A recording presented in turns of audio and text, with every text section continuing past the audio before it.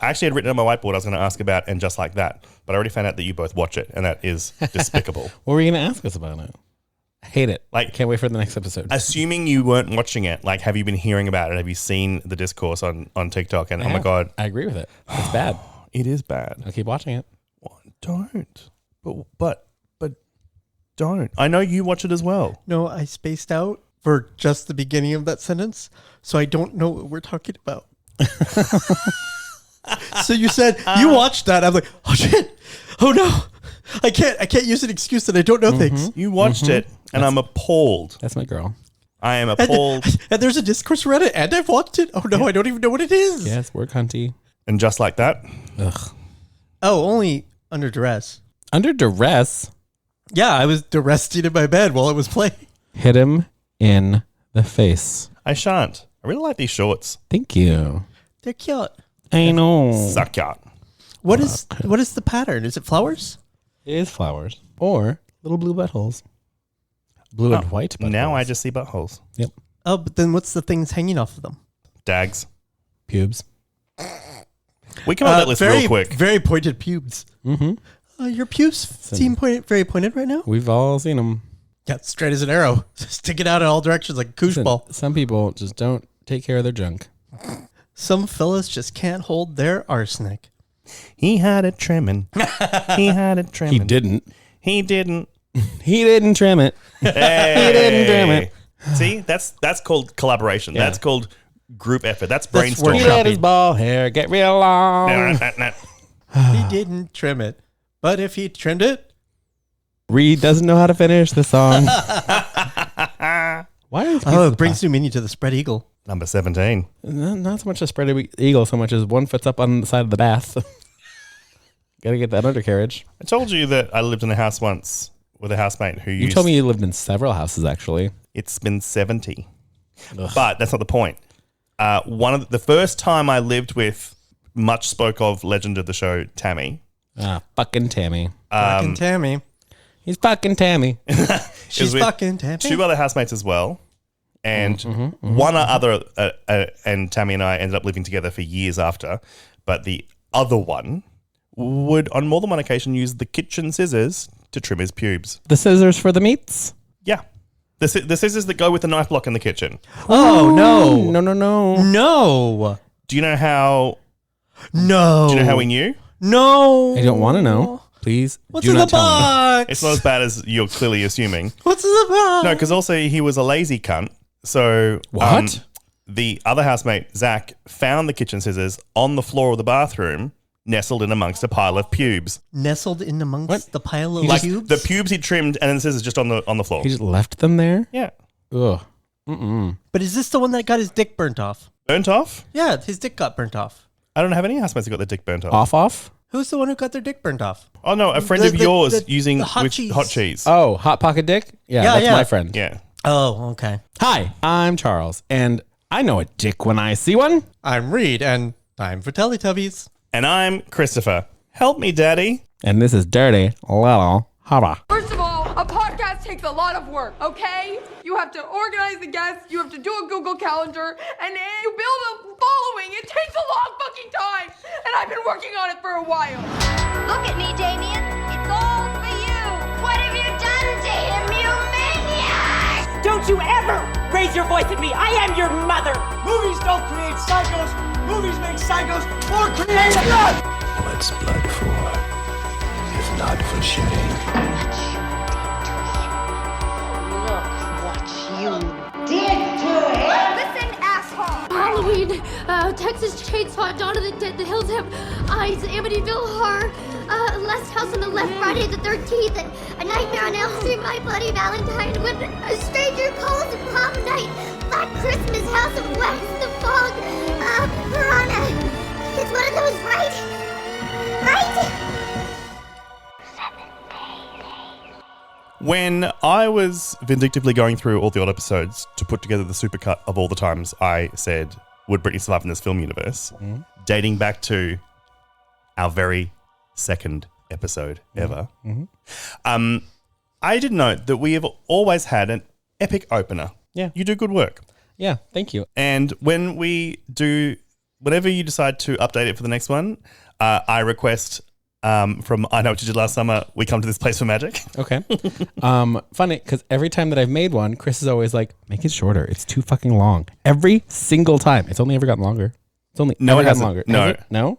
No. Really? The first one was nearly 2 minutes. Yay. And then I was like, it has to be shorter. And you were like, you were so proud of yourself. You were like, I've made it so much shorter. I've taken off 30 whole seconds. It was 90 seconds long. And now ever since then, they've always cracked a minute. Which 90 seconds, the perfect film length. You're welcome. Just because the shows don't do intros like they used to anymore. We used to be your country. Yeah. Used to have a whole fucking song before every single sitcom. I miss, not all the time. I sometimes miss a show thing. Oh, I super miss the ones that are narrative. A narrative song? Love a narrative song. Step by step, day by day. This is our story. I'm a lovely lady. Like that? Yeah. Or The Nanny Named Fran. See, I thought of it. I decided not to do it. Because I thought, branch out, Christopher. It's against your brand not to reference the nanny in almost every episode you possibly can. Well, she was working in a bridal shop in Flushing, Queens. So she fell right on her fanny. Could you wait? We established in the last episode that you couldn't swear as a child. Could you say fanny when singing the song? I think I tried not to. She fell right on her. Bum, headband, bum. Wait, in your mind, did I still sound like baby Christopher like this when I was 12? Yeah, because I was 12. I was 12 when the nanny came out. Yeah, until you became a man and this voice came out of you. Fun fact, that happened overnight. Oh, really? Yep. I never had a long issue. There was no like cracky horror? No. I mean, there's always I had some good ones. There was always some residual cracking over those, a couple of years of puberty, but no, I went to bed Saturday night. Okay, night. And woke up the next morning. Hello, everyone. Hello, everyone. Form submission. Yeah. I've just sounded like this. Whole time. Your entire life? Yeah, like a choir boy. The problem is, give it a driver's license. Even with my voice dropping, the testicles haven't. No, they haven't. Hindsight. When I'm an old man, and when you'll have like balls down to your knees, I'm gonna have the best scrot. Oh yeah, because it'll finally be. I can't wait till I got some low hangers. In art school, there was one that it was like a scarf. When he would sit on the seat, it just went up and down and like showed off all the texture of whatever he was sitting on because it just fell down like a scarf. What did? The scrot. Oh, was he sitting on a lot of things at your school naked? Yeah, for model. Oh, when you have at an art school. At art school, I was like a student. Much in the same way that you assume that everyone has a universal experience during grade school, I assume that everyone had a universal experience during college. Incorrect. No. You all didn't just have naked old men walking around and you were drawing them? I was like, who are you talking Yes, but I wasn't about? drawing them. Yeah. Several naked men. None of them were being gawked at Well, by everyone in class. We had just by me. Different types of bodies, and one of them was like a really muscular, like hot guy. And it turned out it's weird when you're working so much, like trying to get drawing right, you really stop noticing the person as like attractive or not, and you find them interesting or not. Yeah. And the most interesting people would not be considered like conventionally attractive. I must be so fucking interesting. Unlike, have you ever been to one of those drink and draws? Yeah. Or someone's just showing you their asshole directly while they're on all fours on a jockstrap, being like choked by someone. What? Like, nothing sexual about this. This is just art. Yep. What? No, I think you went to an orgy. No. And just tried to draw it. I mean, hold still. Hold. No, sir. Can we turn the lights up a little bit? Sir. Hey. Spit that out or swallow it.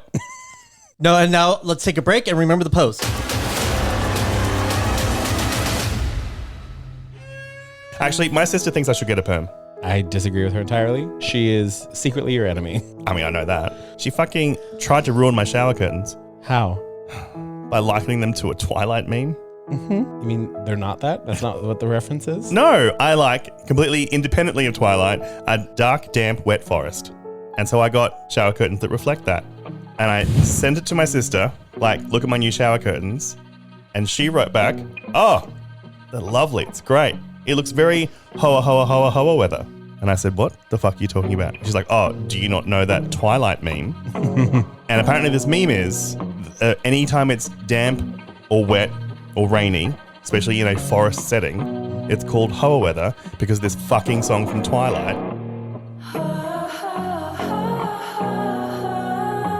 So that's Hoa weather. And there's something that she uses to describe weather. In her day-to-day, she's like, oh, it's very hoa, hoa, hoa weather. Yeah. So you want your bathroom to look like Forks? Independently of Twilight, literally yes, I do. Okay. And oddly enough, I saw Anna Kendrick in your bathroom and completely forgot about it.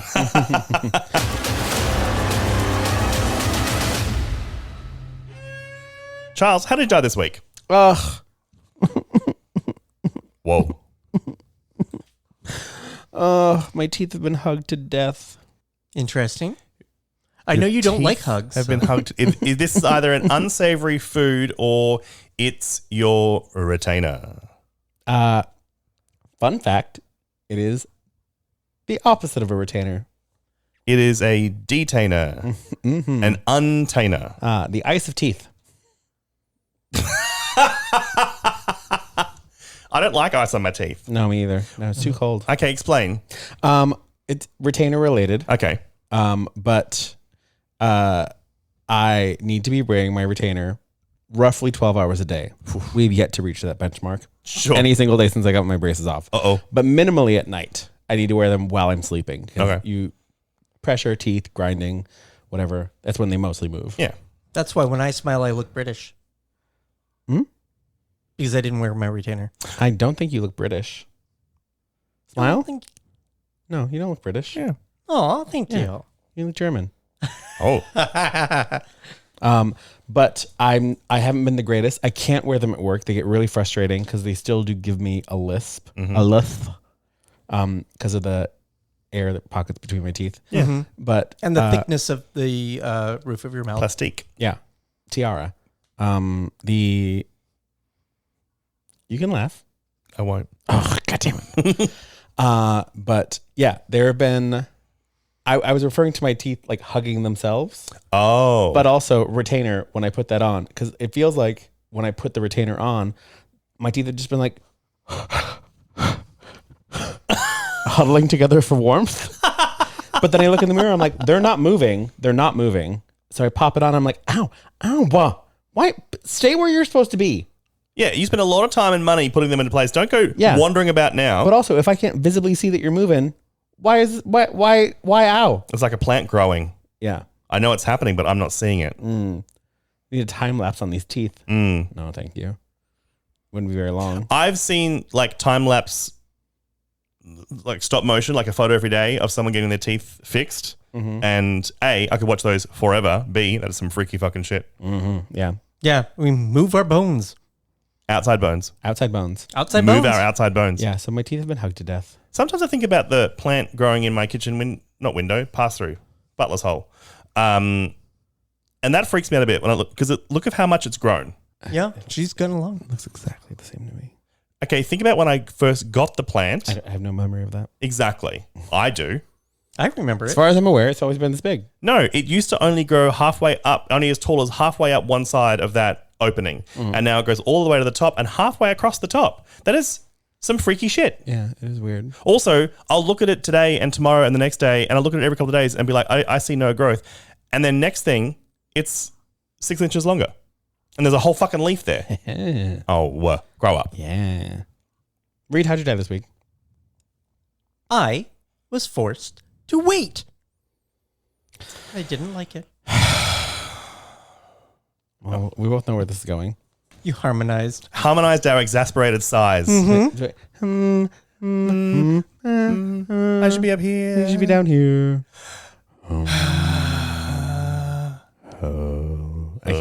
I can't harmonize a sigh. They went, We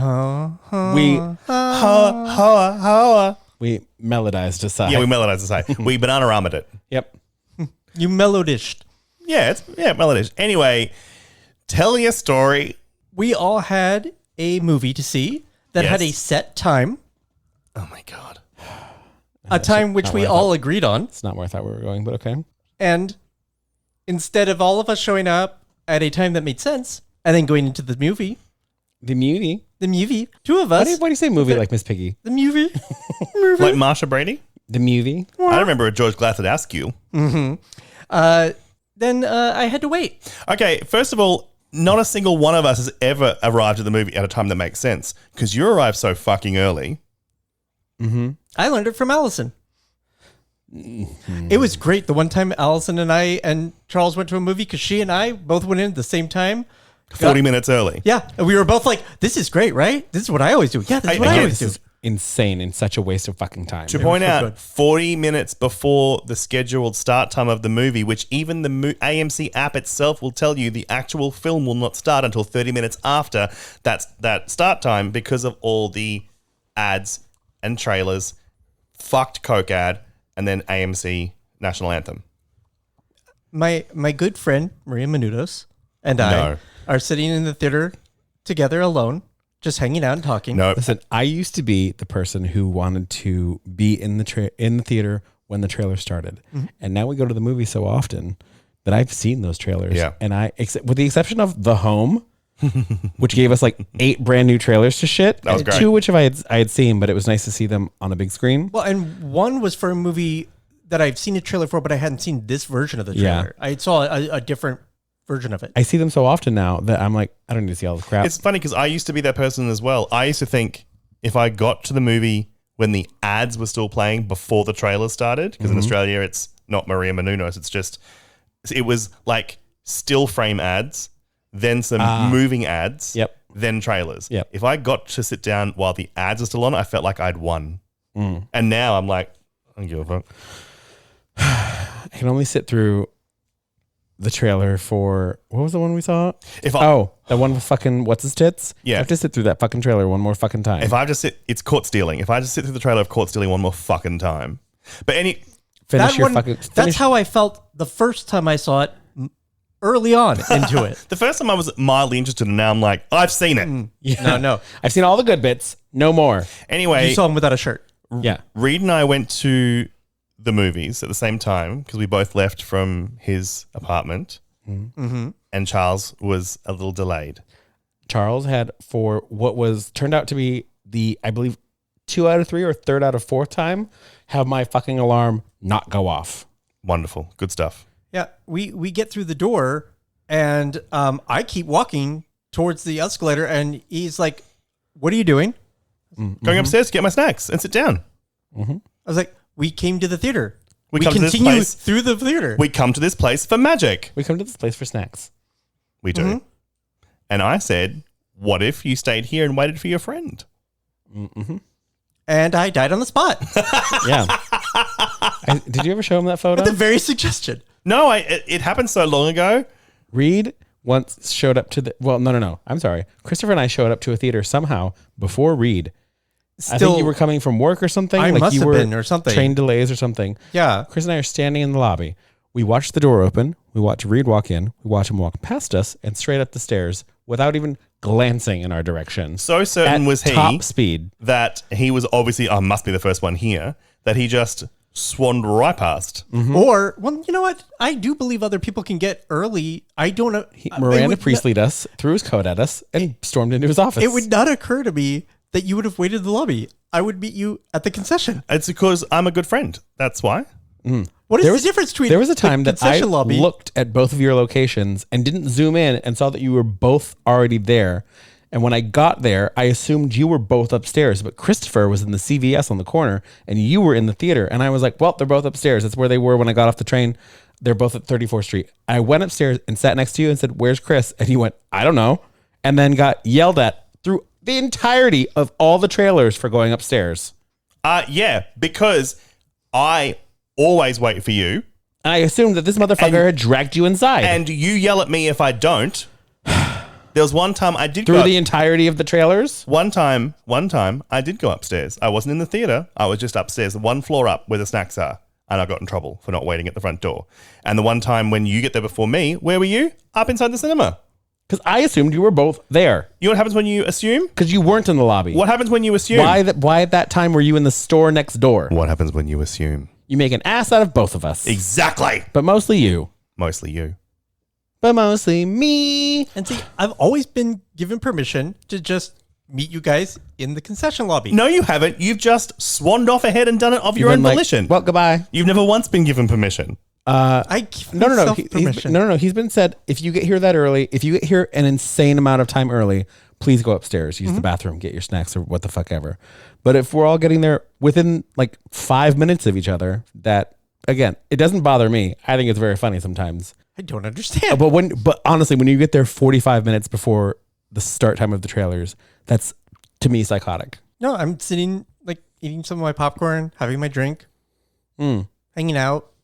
And then when the home did attack us this week, I was there first. I was there before both of you. But Allison pulled a read and was fully in the theater. Inside, sitting in down. the theater sat. She was sat. Yep. No. Which honestly, when it comes to Allison, I don't hold against her whatsoever. Yeah.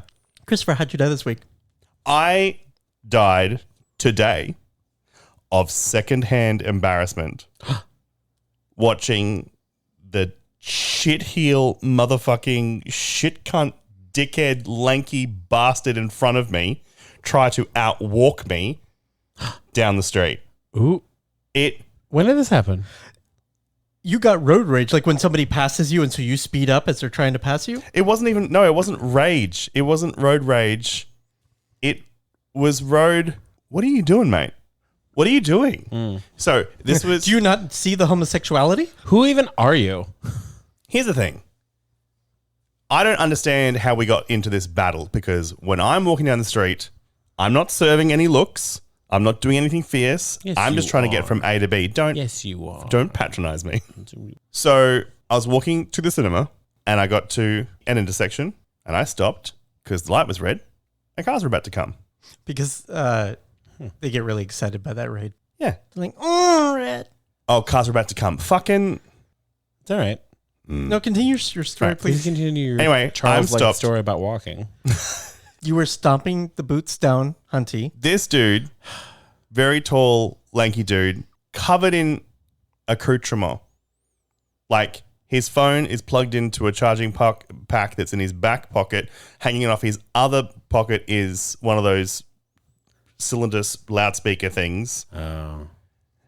He looks like a dickhead. Anyway, he swans past me and does that thing where he kind of not fully looked at me but gestured over it. You know when you walk past someone who you think has stopped walking because they're an idiot and you know better. Oh, yeah. And you're like loser or tourist or pleb, whatever. I got that look. He was then almost immediately hit by a car. And that's how Regina George died. And that's how Regina George died. He almost immediately after I clocked that, I'm like, hey, am I getting judgment for stopping? Whoop, nearly walked into a car. So then we're both stuck there waiting. Him with all his shit dangling off him. I heard that Christopher pushed him. And then when the light went, no, here it's not green, it's white. When the little white walkie man appeared, in Australia it's green. It's a little green man. Which makes sense considering green means go. Yeah. Interesting how you're just bringing race into it. But please continue. Race? He took off with such a start to make sure he was ahead of me. But here's the thing. I was back in front of him before we got to the end of the intersection. Before I hit the curb again, I was back in front of him. So what are you doing, mate? What are you doing? What are you doing? Yeah, we are long distance runners as a species, not sprinters. This explains your pace for the rest of the day. Because at one point when we were on our way here after the movie, I was like, why are you running? And we both walked relatively quickly. And we walked together all the time. It is well documented that I walk faster than you.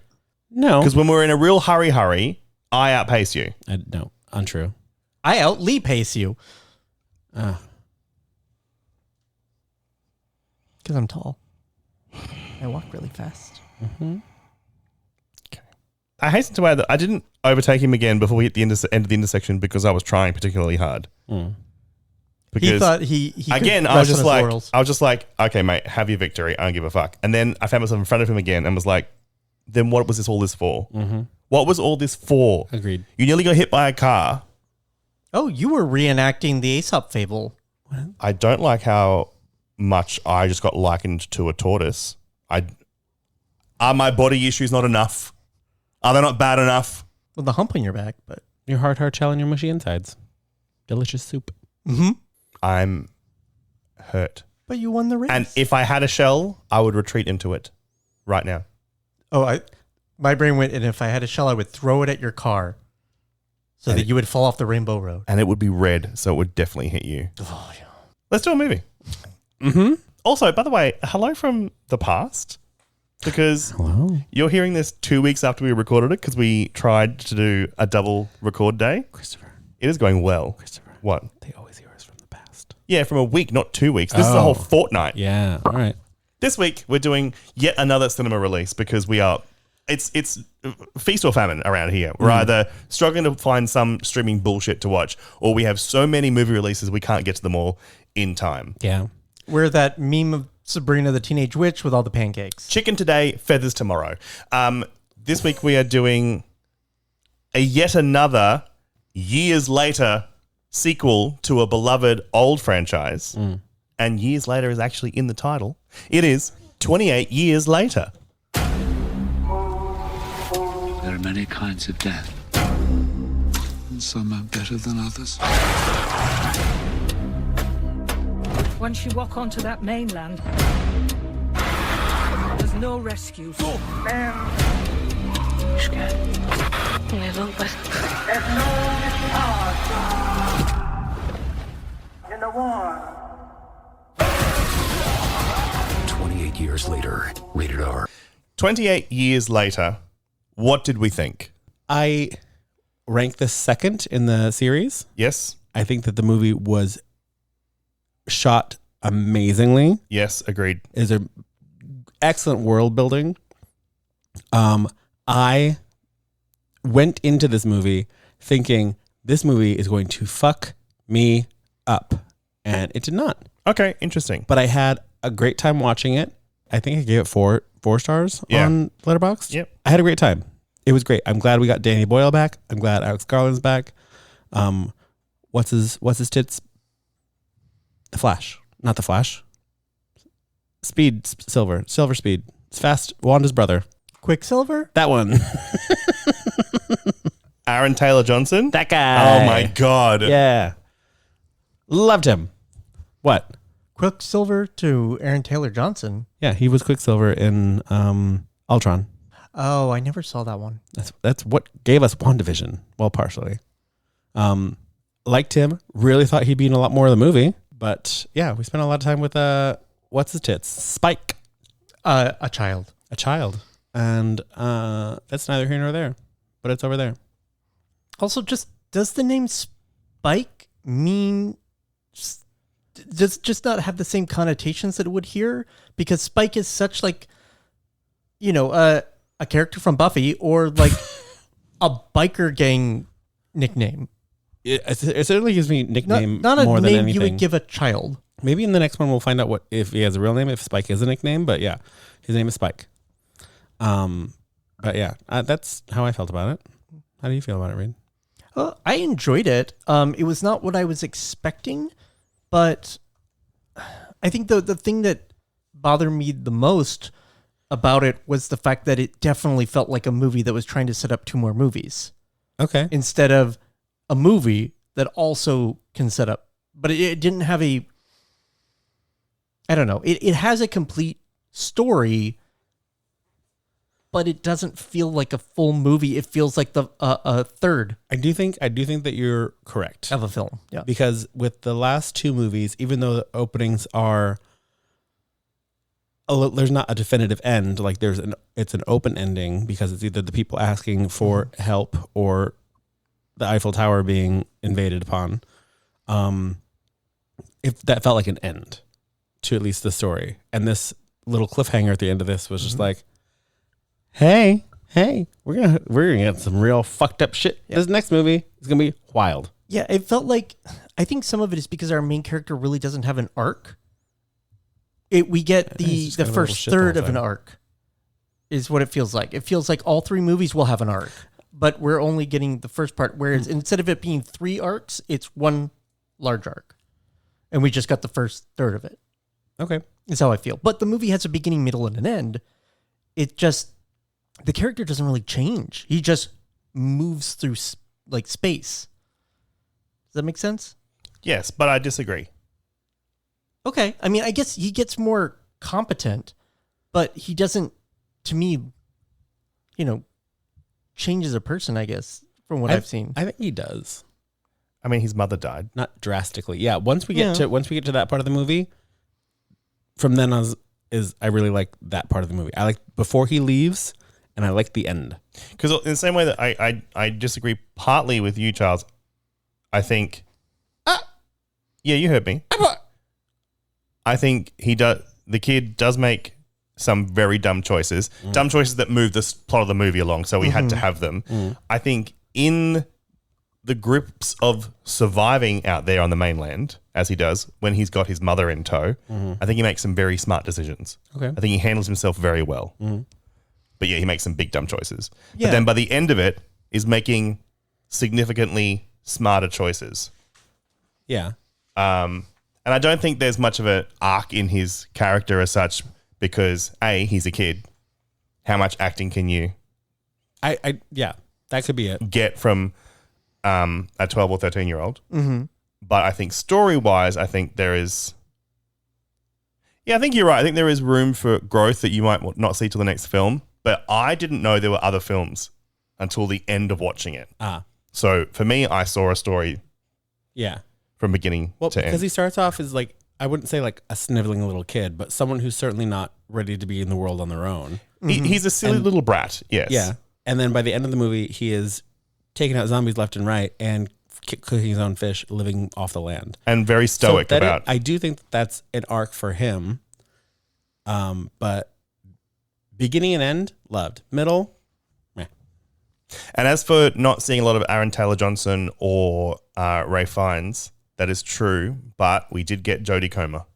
True. And as I said in my Letterboxd review, I changed it. But as I said to you guys when we walked out of the movie, if that role had been anyone else, I think I'd be mad. When they set up what this character of his mother was, I was like, fuck. Do we need to, does it have to be an emotionally heavy movie? Turns out, yes, it does.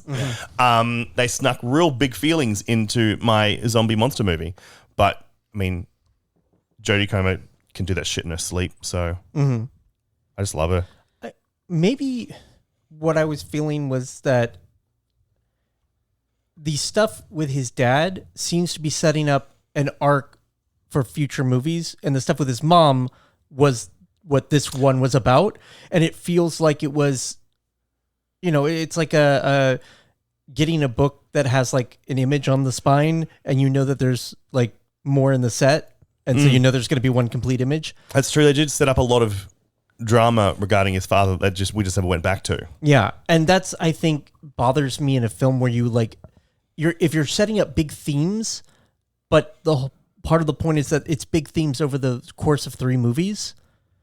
I don't know how I feel about that in a film that I feel like it should be able to stand on its own if you didn't watch the other 2. I mean, we're just talking about this today, having seen Fantastic Four, talking about the Marvel universe and the main criticism that each film in the middle of that, of the rush of Marvel films, where every movie was just a trailer for the next movie.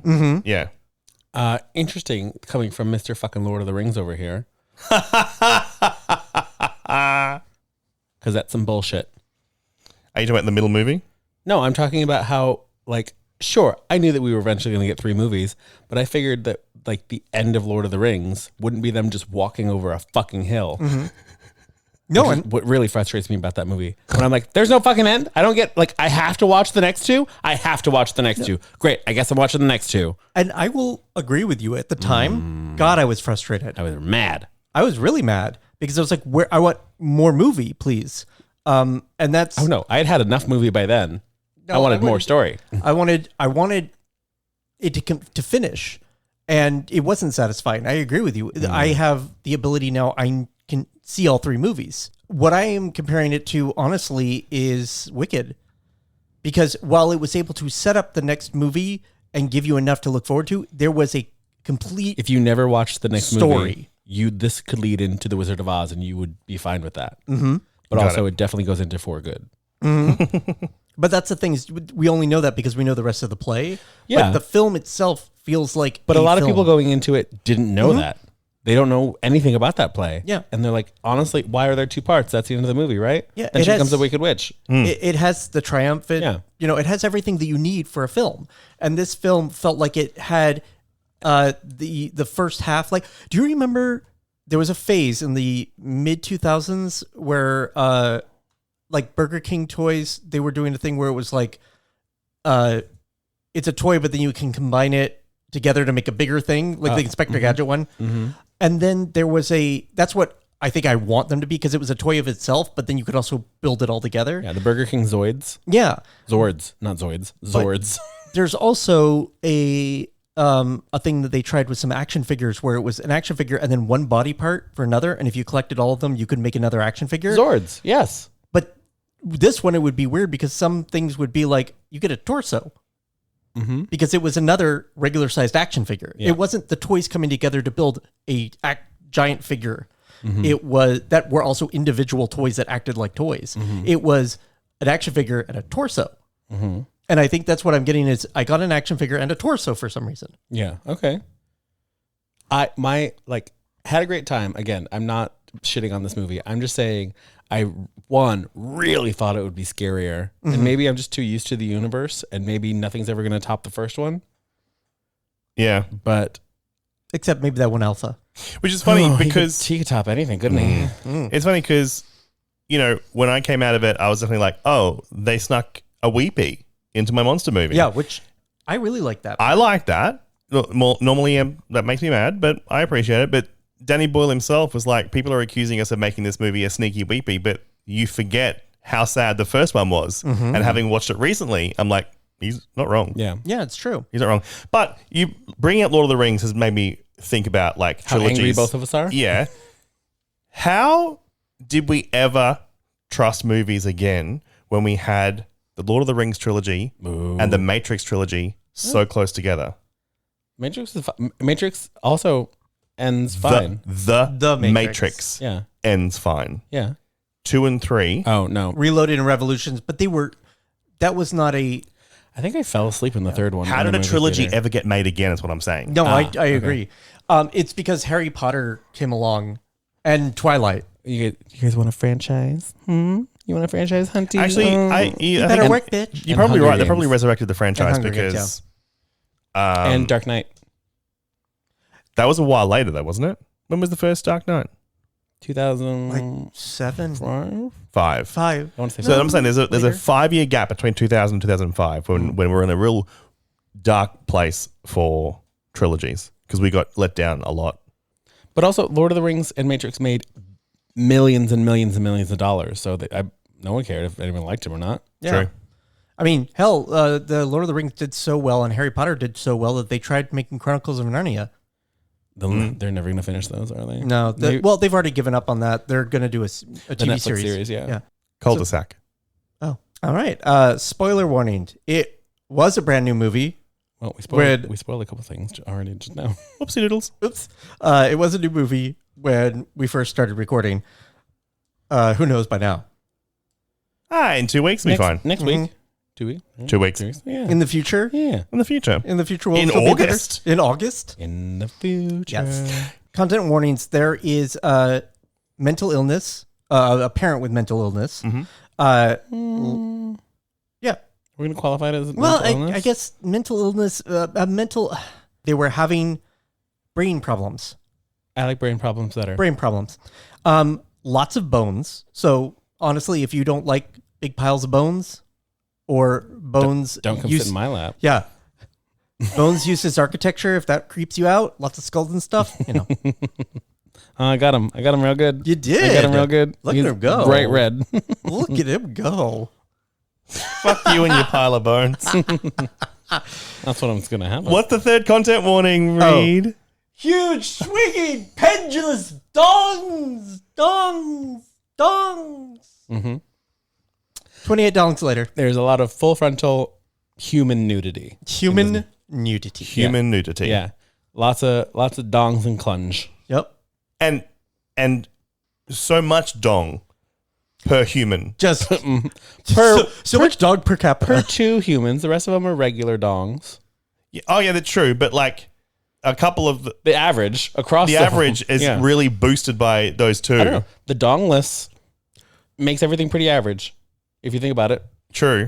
No. But they're really messing with that bell curve. When we say this movie has so much dong, we mean for a movie that has lots of dongs in it, but also a couple of the dongs are just so much dong. Yeah.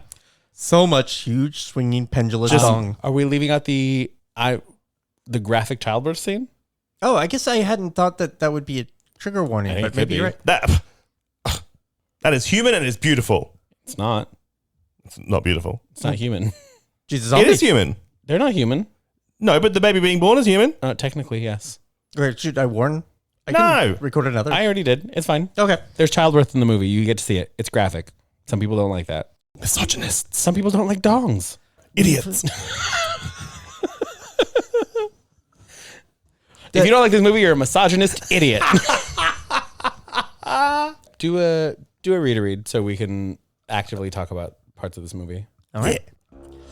Back in 2002, as the rage virus spread, a young boy named Jimmy fled his home in the Scottish Highlands after his family turned infected. Desperate, he found sanctuary in a church where his father, the local minister, believed the outbreak was divine judgment. Giving Jimmy a cross necklace, the minister urged him to run. Then, in an act of sacrifice, he led the infected away from the church, allowing his son to escape. Now, nearly 3 decades after a second outbreak, mainland Europe has recovered, but the British Isles remain quarantined. On the fortified tidal island of Lindisfarne, a small survivor community endures. Among them are Jamie, a hunter, his ill wife Isla, Isle. and their son Spike, on the cusp of adolescence. I think it's Isla. Isla makes sense. Yeah. Actually, now that I think about it, Isla. Yeah. I wouldn't say. I think the person I got this Wikipedia from. I mean, the totally original source. Yeah. I wouldn't say that the father was drawing them away from it. It seemed like he kind of was in a religious fervor of hoping that the world was ending, And then full of rage. yeah. He led them away from the church because he turned. Yeah. Yeah. But he definitely just jumped into the fray thinking, finally Jesus is taking me, and this is how it looks in a way that I wish that we had gotten a little bit more talking about like how the rage virus would look to fanatical Christians.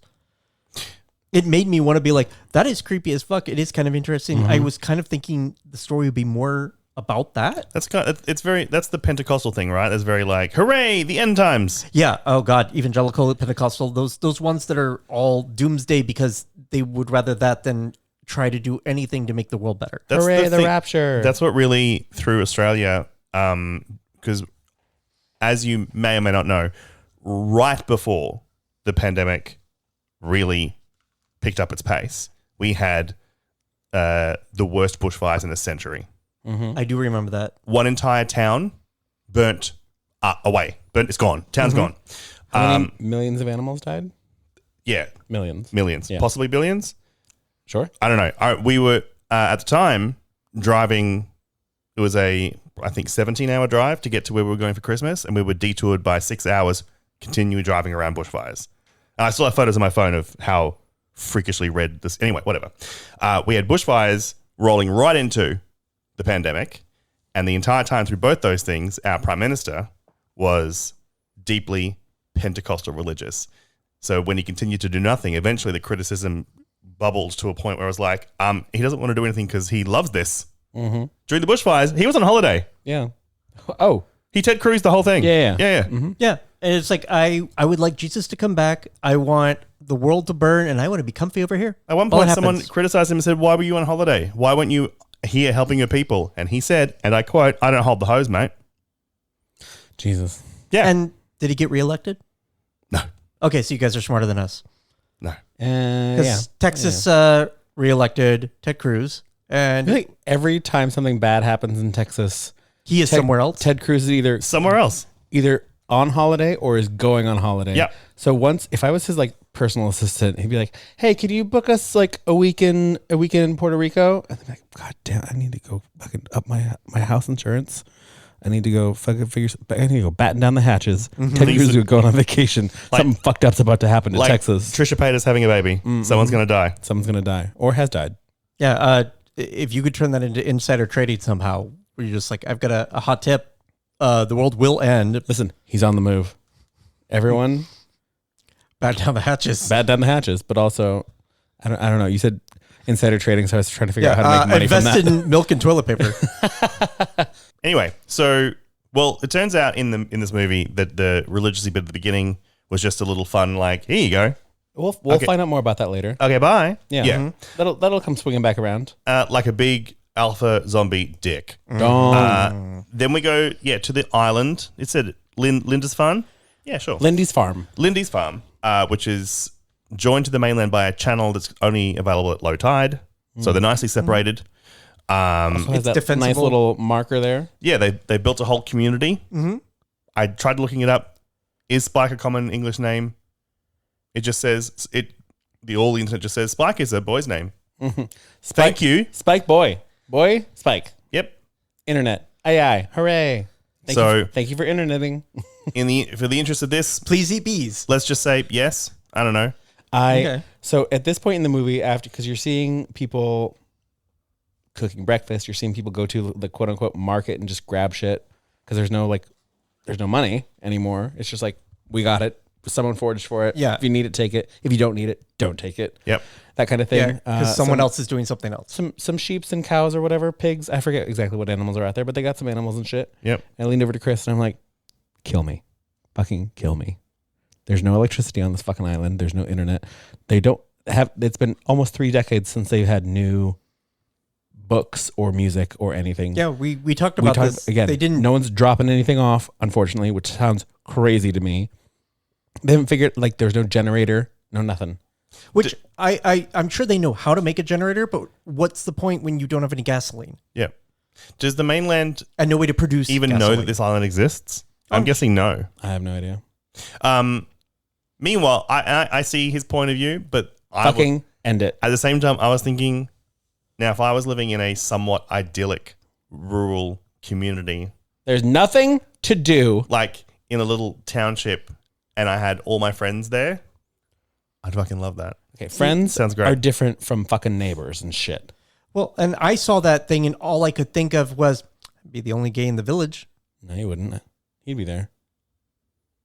Well, that's the thing is we're seeing it in different universes. Because for me, I see being surrounded by people who are, I don't know, a community like that to me just screams like small town, small neighborhood.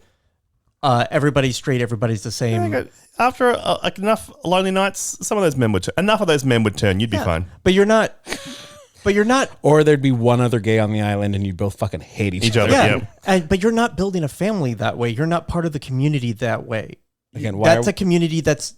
They're just going to be straighter and more normal and Christian. Not bringing any more fucking babies into this No, fucking absolutely world. not. It's stuck here. No. Why are we having children? And let's all die out together. Also, as Courtney Act said just today, all men are born bottoms. Otherwise, why would they put the G-spot up there? Mm-hmm. I think the other thing is that that town is full of weirdos. That is some folk horror shit in there. Those masks and things. Which is why I assumed it would be in my head that my version of this town in which I lived was all my friends, because you're the weirdo freaks as well. So it would make perfect sense. But see, I see the way that they were very like, everyone has to have a job, that, nothing wasteful, nothing superfluous. People who lost civilization in 2002 are not going to think of gay people as useful because we're not reproducing. We're not doing anything. I don't know. I just saw that as a small town, and maybe that's just by having grown up in small towns, but I just don't trust that community. But I mean, by that point, kill off all the fucking old people. Also, 2002 wasn't 1972. Yeah, but I mean, they were using gay as pejorative. Ooh, and it was Scotland. Like, you know, it's a rural town in Scotland. You don't come out in that town. I couldn't come out to any of those people. I disagree, but I might play Little House on the Prairie for like a couple months, but the second I'm like, I'm done, let me be done. Yeah. Small towns in Scotland, by the way, are not nearly the same as small towns in America. I think there's plenty of like backwards, or not backwards even, just insular thinking. And if you don't fit in. I just don't want to be the only gay in the village. But there's a Scottish stand-up comic called Larry Dean who's talked about this in his act. The standards of what is not fitting in is very different. I mean, that's fair. I guess that's just the vibe that I got. Like, I was thinking about how like the person showering was wearing his shorts. I'm like, well, one, y'all couldn't put a gate around the shower, and I guess the idea was to make sure that nobody uses too much water. No one is showering for enjoyment ever on this island. Yeah. Okay, we need to move on. We need to stop talking about this community because you keep listing reasons why you would be killed, and you keep listing reasons why you would want to kill yourself. And I don't like the way this conversation is going. Goodbye. Let's do Creed Read because basically what we've done. Oh, really quickly, just so before we Creed Read, would be murdered, would be fine, I guess. Fucking thriving, mate. Okay, I would find plenty of dick apparently. Yep. Just wait them out. Be like, wait them out. Yeah. I saw old Steven go visit the Christopher bush this afternoon. You have a job. I have a job. Yeah. Oh, you have a shack. I didn't know his wife was up sleeping with him. Yeah, months ago. That's why he's visiting the Christopher bush. I'd be one of the gravestones by the front who are like either markers for people who never came back or dead people. And I want both of you to know that I expect adornments weekly, almost offerings at one point. Like I want flowers. I want stuff left on my gravestone. I'm going to keep your frozen corpse in my cabin like Shauna and Jackie from Yellow Jackets. That's what's happening. Ooh. I'm going to talk to you as if you're alive and then occasionally take a little nibble. There are enough sheep outside. No. You're nibbling on enough men in this community. No. Your forearm's fucked, mate. Aw. They're like, oh, no one's able to eat meat anymore because we need to keep the animals alive. But somehow Christopher's getting plenty of protein. Yeah. Your skin is glowing. It's all to come. Seaweed. Spunk. Seawater. Your husband. Ejaculate. God. As part of a coming-of-age ritual, Jamie takes Spike to the mainland, where they find a deranged, infected man marked Jimmy. They're soon hunted by a new threat, an alpha. Infected mutant stronger, smarter, and far more dangerous. They flee back across the causeway, and the alpha is killed by villagers.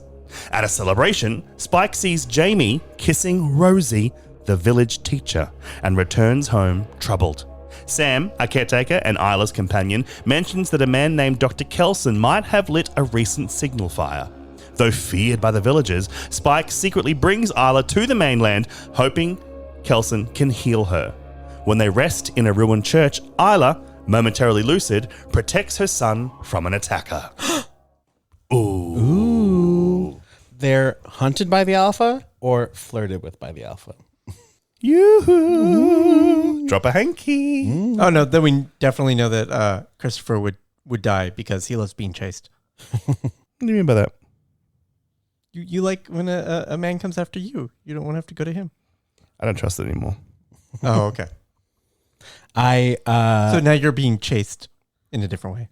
Yes, because Jesus Christ. Every time I have been pursued, it's worked out badly for me. So I think by now, if this world set itself up from now, learning what I've learned in my life, in my romantic life, the minute any of those zombies try to chase me, I'd be like, fuck no, you're just going to break my heart. I do think I agree with everyone in this village that Spike is too young for this. Everyone should be 14 or 15. This kid is 12. Yeah. And you just want to... And I don't... Like, my son's stronger and tougher than all your other sons. Yeah, that's got to be it, right? Because Like- he is a braggart. We see later. The father is just kind of... He comes back for the story. Youngest guy. person to ever do it. He lies, which pisses Spike off. But then when they're on the mainland, we have a new kind of zombie that we haven't seen before, which I think is, if not verging on, is completely fatphobic. Yeah, they look like a Cenobite. Kind of, yeah. And there's some kind of ground forager who it is assumed get their sustenance from eating earthworms and other ground dwellers. If they happen to come across a sleeping human, Yeah. hooray. Yeah. So really quickly, after the first one, or the beginning of the second one, they've all died after 5 weeks. And then it's been this many years later and these motherfuckers haven't died. So I mentioned this briefly when we talked about 20 weeks later with the weird what's been retconned and what hasn't. And the fact that they could all die out in 5 weeks and yet 28 years later they're still kicking on. It makes no sense.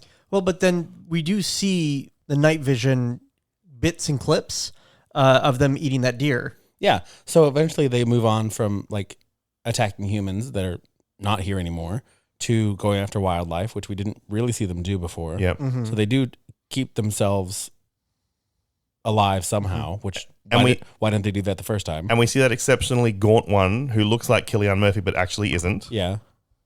Who should just be dead. But then we also see the giant hordes of wildlife that have blossomed because there's no humans. Yes. There are enormous herds of deer. Well, because at the rate that deer are being born, considering a lot of animals, they don't have the gestation time that we do. Yeah. And they're able to run and have babies a lot faster than we do. Yeah. Most of those things come out walking. Yep. It's crazy. Well, and then they're having babies like maybe a year later. Yeah. And that's why, wolf populations and things, it's all supposed to balance out. And we started having one too many things when we started killing the other thing. Right. Yeah. And even with alphas and humans running around as zombies, it's still, their numbers, they have a much better chance. It's better for the environment than humans are. Oh, sad commentary. Or maybe the infected are returned to normal human. And that they say that in the first one, how we're just a blip and going back to normal is, all the time without humans. But in a way, they're back to Neolithic human. They say that in Jurassic World too. Yeah. Where it's without all the technology like spears or, drones. So close to each other. Big leap. But in the grand scheme of things, not that much. What is a spear if not a very fast one-way drone? A very niche, but maybe low-brand drone. But I don't want my packages delivered by spear. Imagine, have you tried? It's just like at your front door, you just hear, oh, packages here. Another hole in my door. I'm going to stop ordering from Amazon, jungle.com.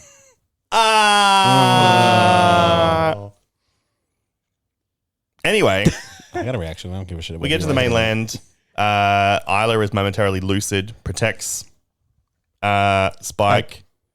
Which is interesting that this movie does a lot of weird flashbacks too. Yes. Throughout the entire movie. Well, but they are like, oh, who came in and saved them? And then they show us 2 minutes later who saved them. Well, I think we were supposed to be unsure if it was a dream or not. And then is it Ray Fiennes? Is he here? Because we're trying to also be like, this is what it's like for Isla. She's jumping around through time. Her brain is firing and misfiring all the time. Yeah. And so, because we do later where she thinks she's a child for a minute, she thinks she's with her father. Yeah. And we learn she also did this. She also would go out and that's how basically she met Spike's father, was by going out and killing zombies and foraging. Right. But if you're going to show us that she can momentarily be lucid, and not only just lucid, a fucking badass, why hide that from us and then show it to us immediately? Just show it to us. Yeah, I get that. I think all I can say is maybe the idea is to make... oh, she has a secret. She can fucking kick ass when she's okay. I believe it was to momentarily put us in the same point of view as Spike. So we were as confused as he was, but then being that we are movie watchers, not Spike, they then gave us the answer. But when he woke up and there was dead zombie and Mum being just like, hey, yeah, he and us were like, the fuck? What the fuck? I momentarily was like, Ray Fiennes, the doctor guy. Oh yeah, we came in to save them. Before we move onto Cheetah Read, something that we left out is just how terrified the island community population is of this legend of Dr. Kelson. Mm-hmm. They won't talk about it.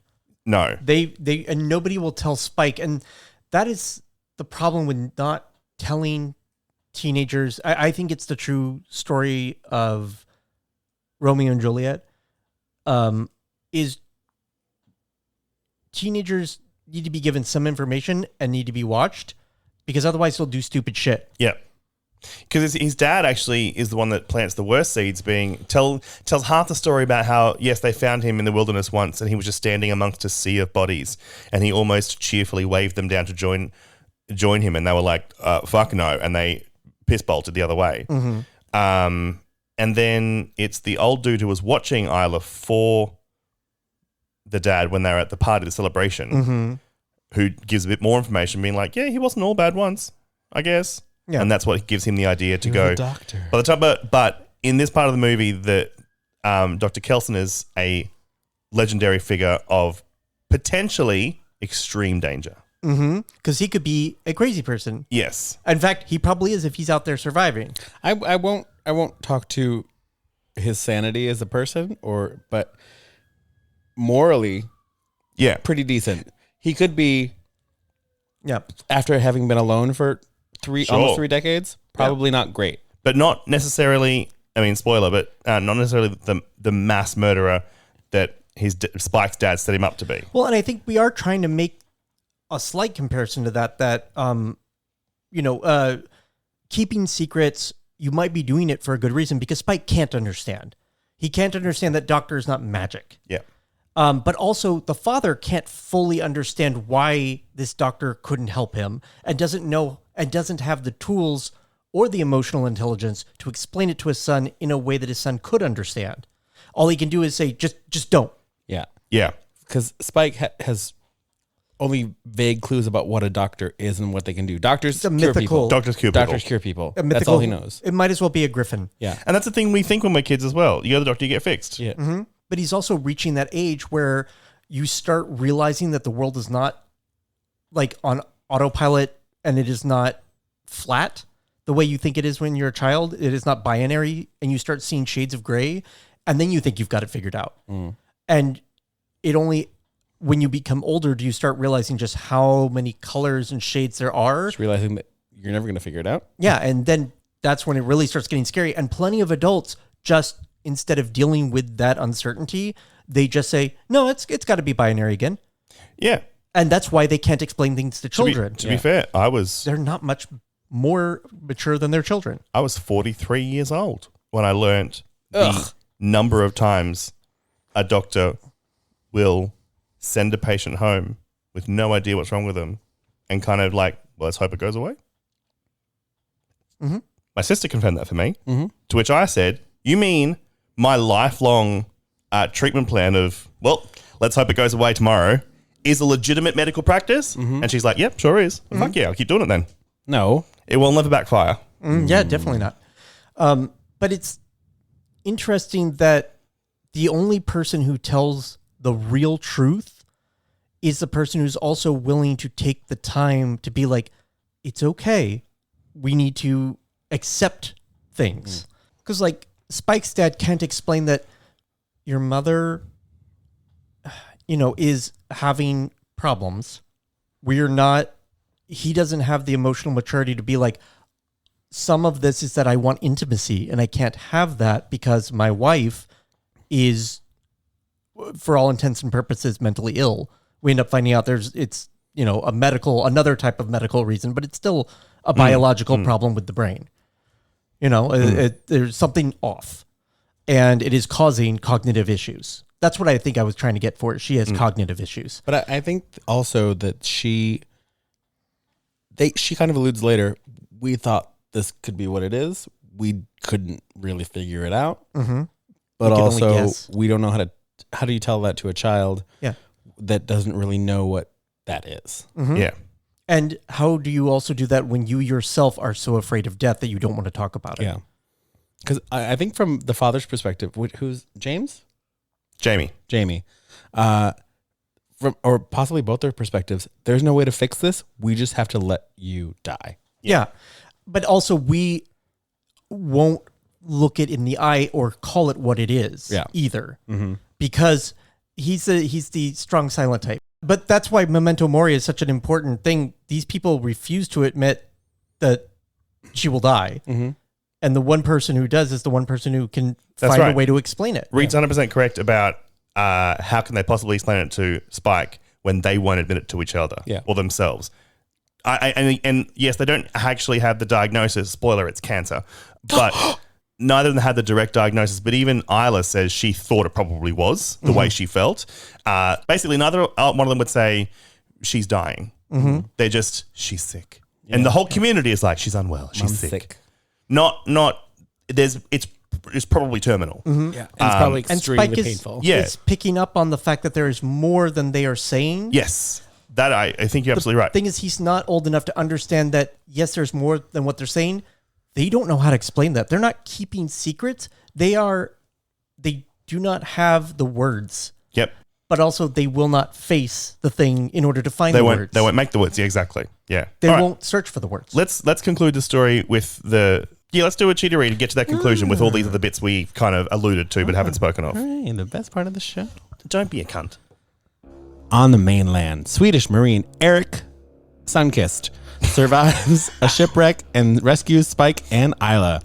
Together, they search for Kelson, but instead find a pregnant infected. Infected should be capitalized. Yep.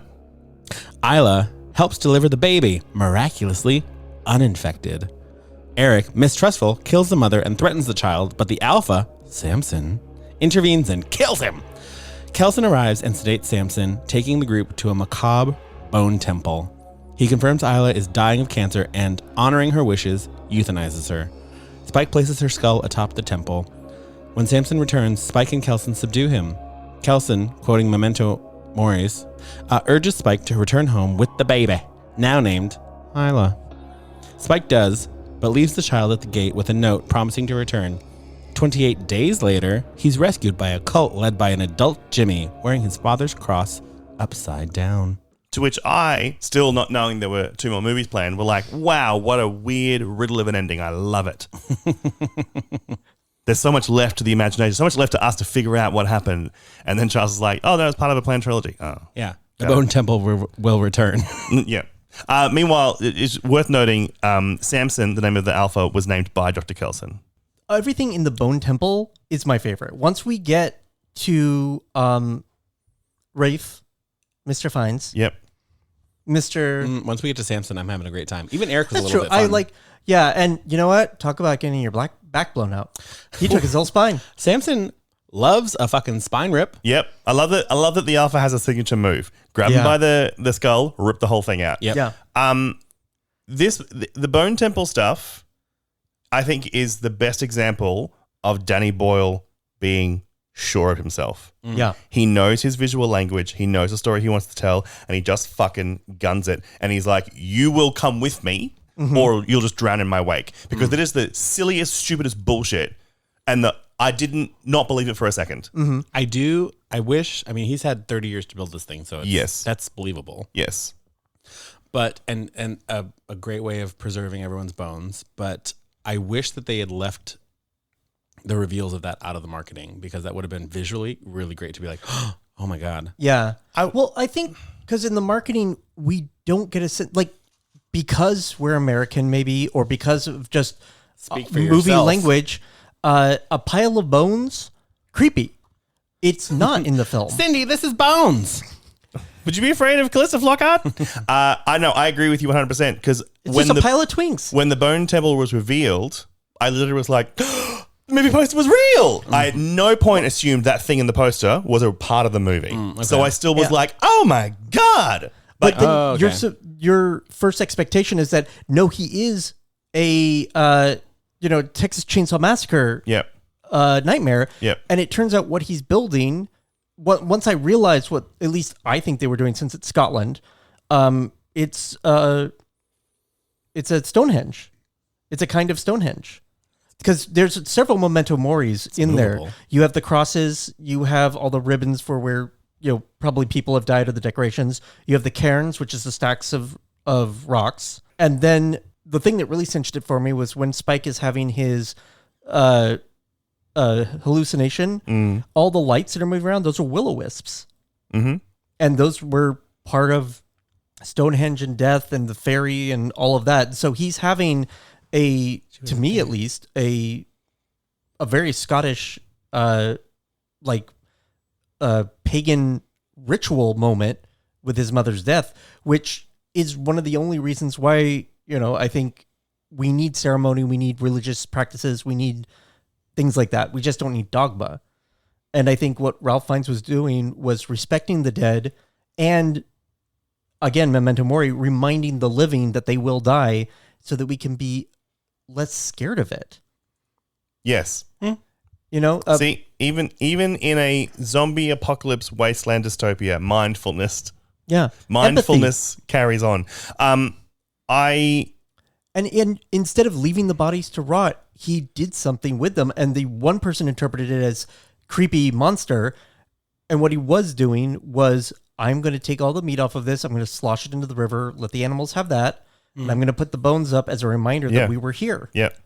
I will say, as much as I was still shocked my tits off to see the bone tower, the bone temple, actually part of the movie, I do think you're right. If that imagery had never been seen, my reaction was, oh my God, the thing from the poster was real. It would have been even better for the reaction to have been, what the fuck is that?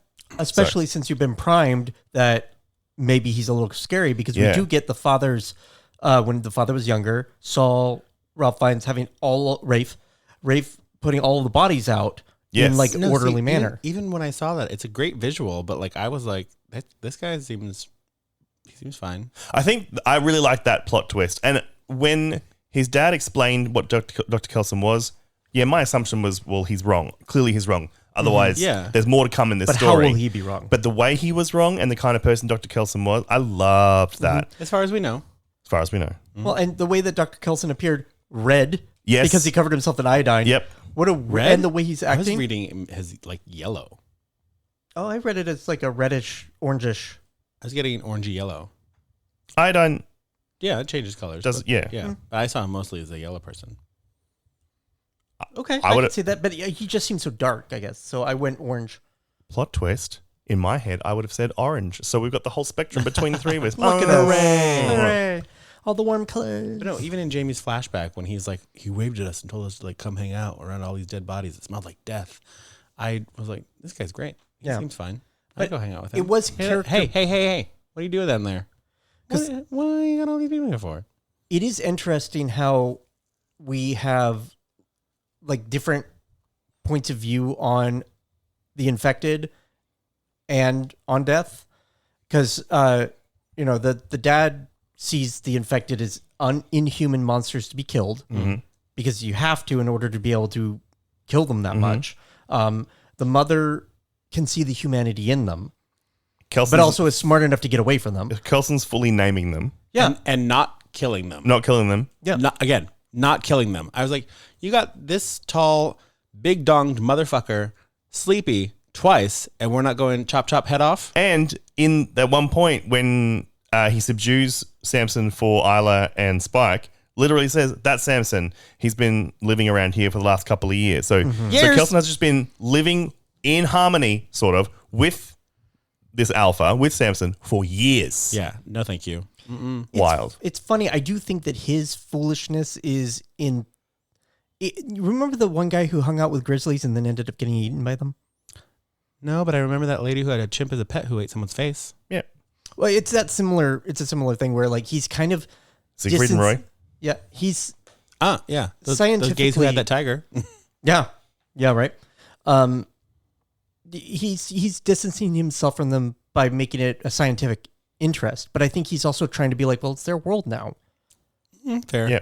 Yeah, every time I see someone on the internet with a wild animal as a pet, I'm like, this is going to go wrong eventually. Yep. I never thought the leopards would eat my face. Yep. Those big giant cats that hiss at you all the time? Fuck that. No, ma'am. Because, it only takes dogs a little bit of time to go completely feral. It takes hogs, pigs, 20 seconds before they turn into boars again. 20 whole seconds. 20 whole seconds, and they are full furry boars running around. Yep. Florida's full of boars because they were pigs that went feral I do remember hearing it was a news story. Yeah. When I Feral was living hogs. here. 30 to 50 wild hogs. Mm-hmm. There's 50 wild hogs. Yeah. Yep. But then, like, you know, we're nothing if not creatures that said, yeah, I'll let in my house. And that's how we started farming.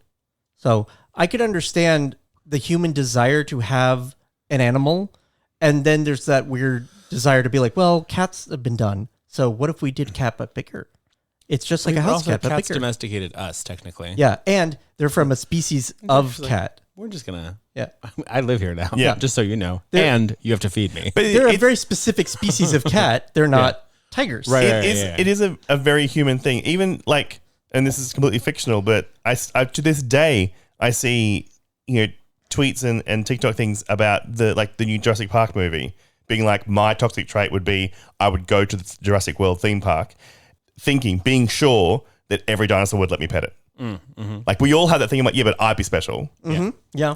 Like when I see people with raccoons or skunks as pets, even the ones that are like docile and fine and have been raised since they were babies, or skunks that have been obviously descented, I'm like, No, that's adorable. cool. Can I hold it? Yeah. Not going to live with me. But Not I gonna can live see with me. how our natural, we're complicated apes. Yes. And I could see how the desire to understand a thing could also turn into the assumption that you understand a thing. I will swear to this day that my sister and I befriended the elephant from the Moscow Circus when it's our friend and it likes us. These Australian children. I crushed them with my foot. This is back when the Moscow Circus still had animals. They were in Toowoomba, where I was in grade 12 at the time. They'd set up in this giant park that we would walk through to get to school. And they were there for a week. So we just walked past with the elephant pen. And so we would just walk up to the fence and stand and look at it for a while. And on day 2, it happened to be standing near where we would stand. So we stood there and we were like, hello, elephant. Hello, elephant. Put our hands out, got a bit of a trunk pat. We did that every single day. He hasn't stopped doing that since then. Reaching out to touch a trunk. Love it. By the Friday, they happened on the Thursday and the Friday, as we approached, the elephant would see us and walk over to us. Yep. Now, apparently, that is a thing elephants do. Elephants made Christopher gay. Yep. It is a thing elephants will do to anyone they like a habit. They remember a face, like a crow. They have memories. It's a famous thing about elephants. But we thought we were special, magic, Dr. Dolittle type people. Yeah, We were like, you thought you were Snow White. this elephant imprinted on us. This elephant is our friend and it likes us and us only. I have been telling that story for 28 years. Yeah. So what I'm saying is, if I was Dr. Kelson, would I think I could befriend Samson and reach out and touch his trunk? Yes. Do you remember He keeps coming over to me. He must like me. being upstate with me and going to my house? You know that big white barn by the entrance to the driveway? Yeah. Next to that is a giant cow field. Yeah. And some days that's where we would wait for the bus in front of that barn. Some days there would be cows out there, and some days there wouldn't be. But one day there were a lot of cows, and I, with my sister, just turned and yelled moo at them. Yep. Not just moo. I was like a half trying moo. Yep. Not quite that hard either. And then all of them ran over to the fence and just went, And I was like, oh my God, I can talk to animals. These cows love me. And then I got on the bus, and they never did that again. See? Any other time that I did it, because I tried it repeatedly. Reed's right. That it is in our nature to be stupid about animals and think that we are special. But Anyway. it's also like, I could understand us. We're empathetic creatures. It's just, for some reason, really difficult for us yourself. It's difficult for us to empathize with each other. What? You're as empathetic as fuck. I don't think so. You're a liar and a bitch. You're a liar and a bitch. Stop stealing my catchphrases. Never. Is there anything more we need to cover about this part of the movie? The ending is clearly a setup for the sequel, which I did not realize at the time, but I'm excited to see it. It was very confusing. I liked how creepy it was that we had multiple things with Jimmy. And so you can kind of start building an idea of what kind of a cult leader he is. Yep. And I think that momentarily Eric was right. Put the baby down so I can shoot it. Yep. Put the baby down so I can shoot it. you can't trust it. I don't disagree. We're going to get a brand new batch of some weird fucking zombie hybrid thing from this. I don't That'll disagree. go into the next movies. That's true. Put the baby down and kill it. It's got to be, because she can't be the only baby born to in 28 years. Yeah. She's not the only baby born to the infected. Which is going to be probably how you get alphas or something. Yeah, that's. I don't know. I assumed if they gave birth to a human baby, that they would, the minute it was, the way she turned, the minute the baby was born, she stopped holding hands with Isla and then tried to eat Isla. I would assume if a human baby had been born, then the minute they came out of that birth reverie, they'd eat the baby. Possibly, yeah. Unless the baby's just like running away. But also, chillest fucking baby in horror movies. Totally. Because, first of all, they would have killed that baby. None of that crying. No Quiet Place shit here. No, yeah. That's the baby that the Quiet Place deserved because they got a noisy ass fucking baby. And in this world where like the baby could draw in more zombies by crying, doesn't make a fucking peep. Yep. And also, feeding it river water would have killed it. Yeah, you can't give baby water. But it's a hybrid magic zombie baby. So hybrid magic zombie baby. Hey, also, Jimmy's gang. Anyone else? Wow, my consonants have gone. Real bad wigs? No. Anyone else get Wheeler vibes? Okay. Beware the Wheelers. It's all I could think of. When I saw it, I was talking to Allison afterwards, and she was letting me know about who they worship.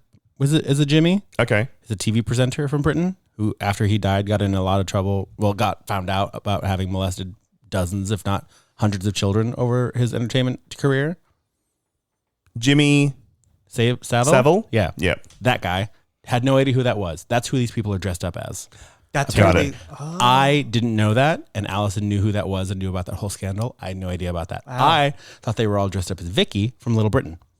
And see, I was getting big Children of the Damned or Village of the Damned. But Wheelers, interesting. Yeah, I saw see it now. Wheelers, and I was like, cool. I like it. I didn't think about Jimmy Savile.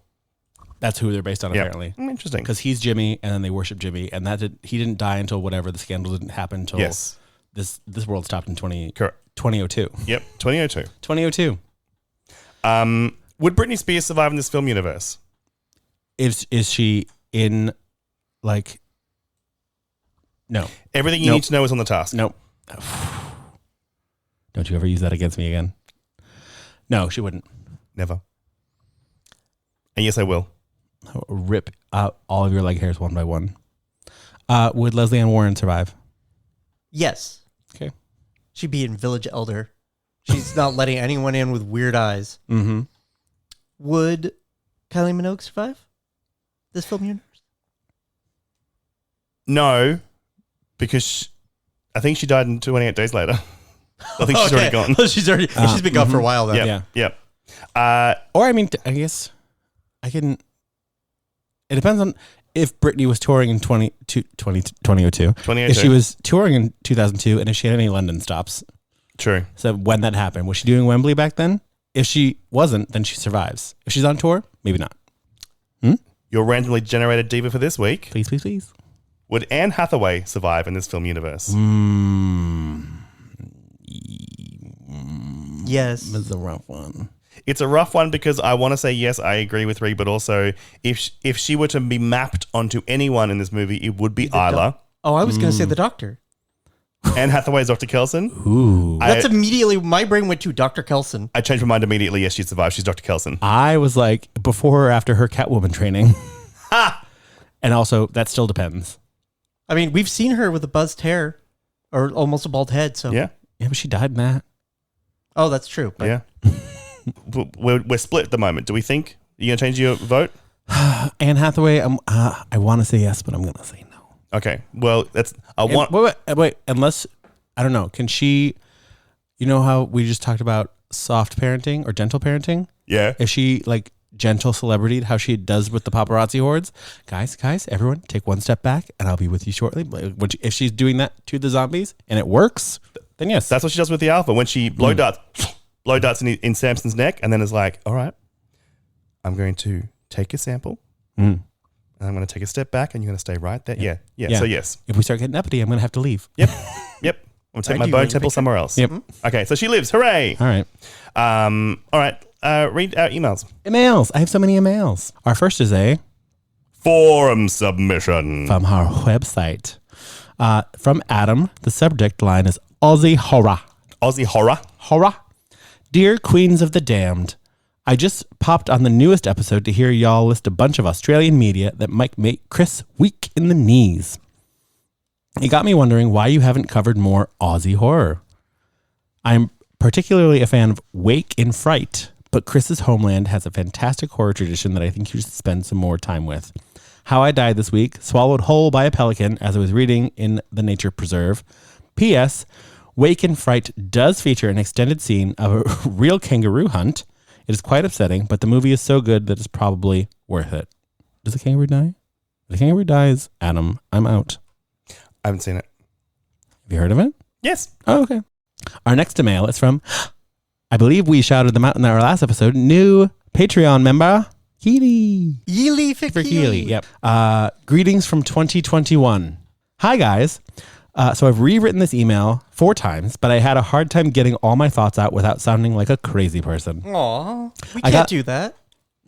No, we can do whatever you want. Send some crazy shit. I want some crazy shit. I got laid off at the beginning of what has been the worst year ever. No. I started Uber driving because nothing else was hiring. Since I'm in my car a lot, I started listening to podcasts and found Horror Queers first, but quickly started listening to you guys. Yay. And because my hyperfixation fixated, I had to start at the beginning. I can't describe how much your podcast has helped me. The way you guys are so honest and your energy has made me laugh on days when I didn't even want to get out of bed. I'm only up to November 2021, and I tried not to write, but I was listening to Deep Blue Sea. When Charles was talking about how he didn't like it, I said out loud, people who live in 13 ghost glass houses shouldn't throw stones. I refuse to apologize for 13 ghosts. And I refuse to apologize for Deep Blue Sea. And also, you have 2 13 ghosts people on the show against you. Ugh, I refuse 26 fucking ghosts. Yeah, they're trying to get into a TV series. It's official be better now. that way. Now I will wait 3 months to hear this email and find out if I'm as clever as I think I am. Love you guys. Keely. P.S. Christopher, never stop making TikToks. We can all agree about that. Okay, I should then make more TikToks. Yes. Yes. My output has been low of late.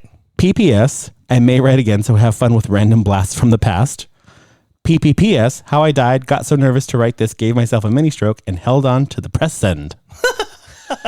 Well, I think our laughter, our outburst of laughter should give you an indication of how clever that was. Big fan. All right, I'll make more TikToks. That was a great email, Kelly. Thanks. Makes me wonder when I start writing in, at what point? I have all of your emails saved. I have a special folder for listener emails. I don't delete them. I can go back and look at how unhinged you are. Yeah, probably. It's recorded. We literally called you Show Wrecker Reed. Yeah. Yeah. So that's unhinged. Yeah. Anyway, next email. Yay. PPPPS. Since you guys did Relic, you should add the movie The Taking of Deborah Logan. I agree. Well, it is a movie about dementia. It will give you what you wanted Relic to be. Hope that is vague enough to not be spoilers. Anyway, back to binging. Okay, yeah, I take that advice because I was hugely disappointed in Relic. And I don't remember all the episodes we do, but I remember Relic. I remember it being lovely, but not what I wanted it to be. I remember it being lovely, but too fucking literal. And very, very, very sad. Greetings from 2022. As I mentioned last email, I am listening in order. Imagine my horror when I got to... Just clarify for other people listening, this is Keely again. Keely still, yep, still Keely. Imagine my horror when I got to the Scream 5 episode. Then I had to reassure myself that there are more episodes. I have not read ahead, but TikTok spoilers led me to believe that Christopher comes back. You do come back, yeah. You do return to the show. Whoops, here I am. I am listening to 4 episodes a day, so I hope to catch up soon. Your listener from the past, Keely. Our historical correspondence. This is great. This is amazing. So literally, Yeely from Keely. Yep. I am traumatized. Keely also again? from Keely. Yep. This is for read only. Oh. Ooh. I was listening to the Covenant episode. I feel your pain so deep as y'all were talking about contemporary Christian music. Oh no. I was raised in Defuniak Springs, Florida. Clarify this for me. Defuniak Springs. Look at that right there. Defuniak? Defuniak. Change approved. Oh, Bring in Denoise, bring in Defuniac. But how would you say that as a Floridian? I want to say Defuniac. Defuniac, okay. And there was nothing else to do but farm or join the youth group. Oh, The amount of times that I listened to Jars of Clay and DC Talk while riding in a church van is staggering. How I died this week trying to get Flood, Jars of Clay, out of my head and finally poured bleach in my ear. Back to binging. Keely. Defuniac Springs. Here we go. Say it again. Defuniac Springs. Defuniac Springs. Defuniac. Okay.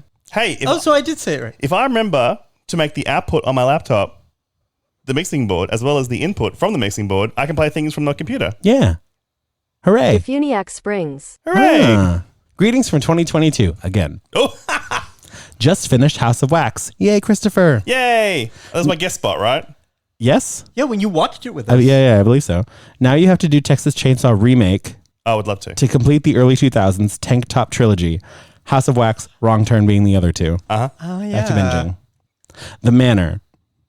And this is the final email that I have, and the final email from Keely.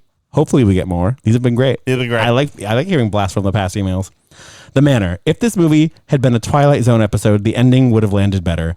Just starting Dirty Little Helper. Oh no. Oh.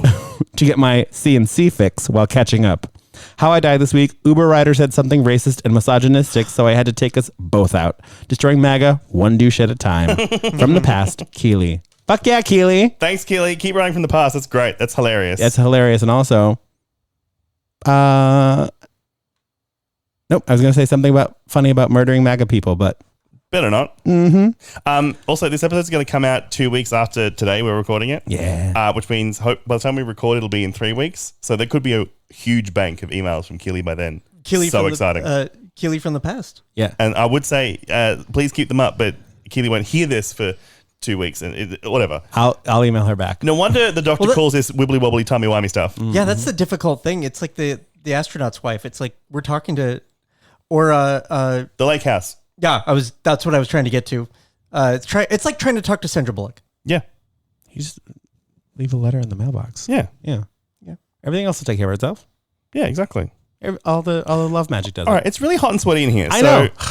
You can find everything you need for this show, including a link to our Patreon, our bios, all of our episodes, a contact form submission to write us emails at dirtyhorrorpod.com. You can find Charles at Charles Rockhill. ROCKHILL. You can find Reed at Reed Black Comics. On Instagram.